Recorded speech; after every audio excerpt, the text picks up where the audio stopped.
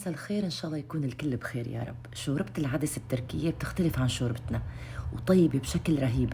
يعني أنا لما بروح على المطاعم التركية أول شي بعمله بطلب صحن شوربة العدس، فلذلك حبيت نزلكم طريقتها الأصلية كأنكم عم تاكلوها بتركيا. كملوا معي وشوفوا، خاصة التقلاية تنحط على الوش بالأخير. أول شي فرمت بصلة كبيرة، جزرتين تقريبا على شكل حلقات، ما بيهم الأحجام لأني حينخلطوا بالأخير. بطاطا حبة واحدة حجم كبير.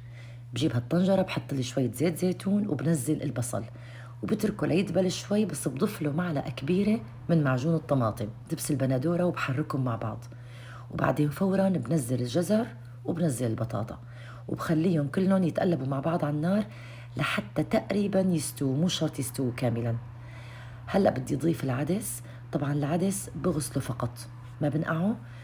ضفت لهالكمية كاستين من العدس، إذا بدكم تطلع كمية الشوربة معقولة وتكفي العائلة كاملة.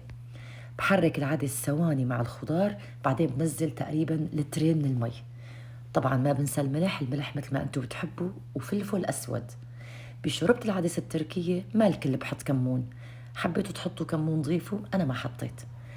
لحتى يستوي العدس على النار رح جهز خبز التوست اللي حنحطه على الوش، قطعته لمربعات، نقطة زيت زيتون، وحركته وحطيته بصينية الفرن تحت ورق زبدة، ودخلته الفرن تقريبا 10 دقايق. هلا بس يجهز بفرجيكم يا هي الطريقة بتحميص التوست بالفرن رائعة، فيكم تستخدموها لكل أنواع الشوربات أو أي شيء بيحتاج توست محمص. الشوربة صارت عندي جاهزة، رح أخلطها دور بالميكسر لحتى تصير بهالقوام وأطفي تحتها وأتركها على طرف.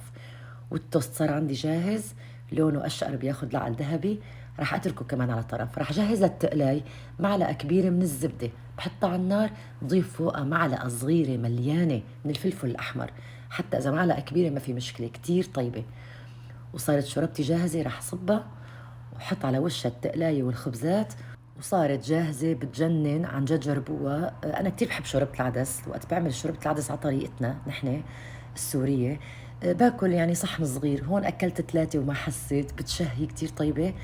وخاصة قربنا على شهر رمضان المبارك، حيلزمنا كلياتنا أنواع شوربات. صحة وهنا، إن شاء الله تكون عجبتكم. لا تنسوني من دعمكم، وبلتقي معكم وصفات جديدة بإذن الله.